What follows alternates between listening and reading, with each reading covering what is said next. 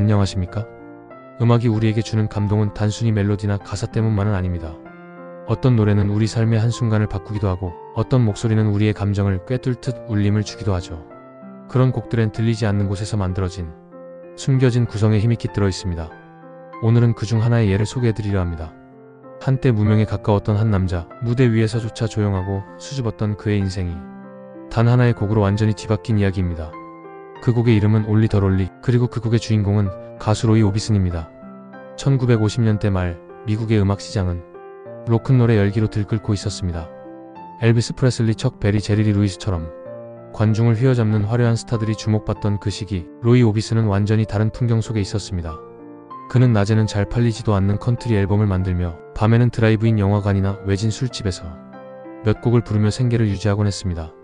그의 이전 밴드 틴킨스가 잠깐의 히트를 기록한 적도 있었지만 그건 이제 과거의 영광일 뿐이었고 밴드는 결국 해체되었습니다. 이제 그는 혼자였습니다. 텍사스 주의 오데사라는 작은 도시의 아파트, 그곳에서 가족을 부양하기 위해 오비슨은 자신만의 길을 조용히 걸어야 했습니다. 하지만 그는 남들과는 달랐습니다. 무대 위에서도 화려하게 뛰어다니지 않았고 두꺼운 안경을 낀 채 거의 움직이지 않은 채 노래를 부르곤 했죠. 사람들은 그를 노래는 하는데 무대에선 조용한 남자라고 불렀습니다. 그러나 바로 그 조용함 속에 어마어마한 전환점이 숨겨져 있었던 겁니다. 오비슨은 어느 날 작곡가 조 멜슨을 만납니다. 그리고 그 만남은 그가 오래도록 기다려온 변화의 첫 시작이었습니다. 멜슨은 오비슨에게 말합니다. 함께 곡을 써보지 않겠어요? 당신 안에 있는 감정을 그대로 풀어내봅시다. 둘은 그날부터 매일같이 작업했고 곧 하나의 발라드 곡이 탄생하게 됩니다. 바로 올리 더 롤리, 우리 모두가 한 번쯤 들어봤을 그 애절하면서도 감미로운 멜로디 말입니다. 그런데 흥미로운 건 이 곡이 처음부터 기대를 모았던 곡은 아니었다는 점입니다. 사실 오비슨과 멜슨은 이 곡을 당시 유명하던 엘비스 프레슬리나 에버리 브라더스에게 팔려고 시도했습니다. 하지만 모두 거절당합니다. 이 곡은 히트하기 어렵다, 색깔이 애매하다는 평 때문이었습니다. 하지만 그들은 포기하지 않았고 결국 오비슨 자신이 직접 부른 버전이 1960년 5월 발표됩니다. 그리고 그 결과는 말 그대로 폭발적인 성공이었습니다. 그의 목소리는 라디오를 타고 전국으로 퍼져나갔고 그의 이름은 단숨에 스타 목록에 올랐습니다. 그렇다면 이 곡의 성공은 무엇 덕분이었을까요? 기존의 곡들과 비교해 멜로디가 특별히 기발하지도 않았고 가사 역시 감정은 풍부했지만 당대의 기준으로는 혁신적이지 않았습니다. 오히려 이 곡은 곡의 배치 방식 자체가 완전히 달랐던 것이 성공의 열쇠가 되었습니다.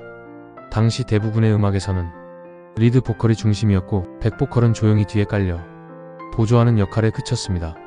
그러나 올리 더 롤리는 백보컬을 곡의 시작과 중심에 배치합니다.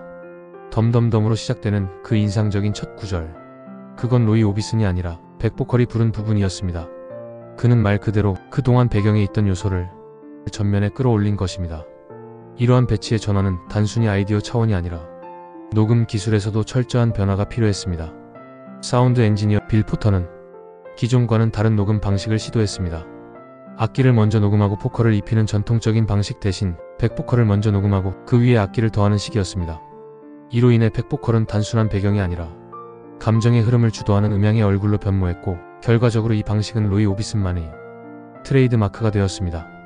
이 이야기의 핵심은 음악 기술이 아닙니다. 우리가 주목해야 할 건 이미 존재하는 구성 요소의 위치를 바꿈으로써 완전히 새로운 감각을 만들어냈다는 점입니다. 혁신은 때때로 새로운 걸 만들지 않아도 됩니다. 이미 있는 것을 어디에 어떻게 둘 것인가, 그 선택 하나로도 전혀 다른 세계가 열릴 수 있습니다. 마치 한 문장에서 쉼표 하나의 위치를 바꾸는 것만으로도 그 의미가 완전히 달라지는 것처럼 말입니다. 올리 더 롤리는 로이 오비슨의 인생을 바꿨습니다. 그리고 우리에게는 하나의 묵직한 질문을 남깁니다. 당신의 작업 안에서 지금까지 당연히 배경이라 여겼던 것은 무엇인가요? 어쩌면 지금 우리가 주목하지 않은 그 배경 속에 있던 무언가가 진짜 주인공이 될 수 있는지도 모릅니다. 다시 한번 구성 요소를 바라보고 그들의 자리를 바꿔보세요. 거기서 새로운 가능성이 시작될지 모릅니다. 오늘도 당신만의 백보컬을 빛나는 주인공으로 만들어 보시길 바랍니다. 감사합니다.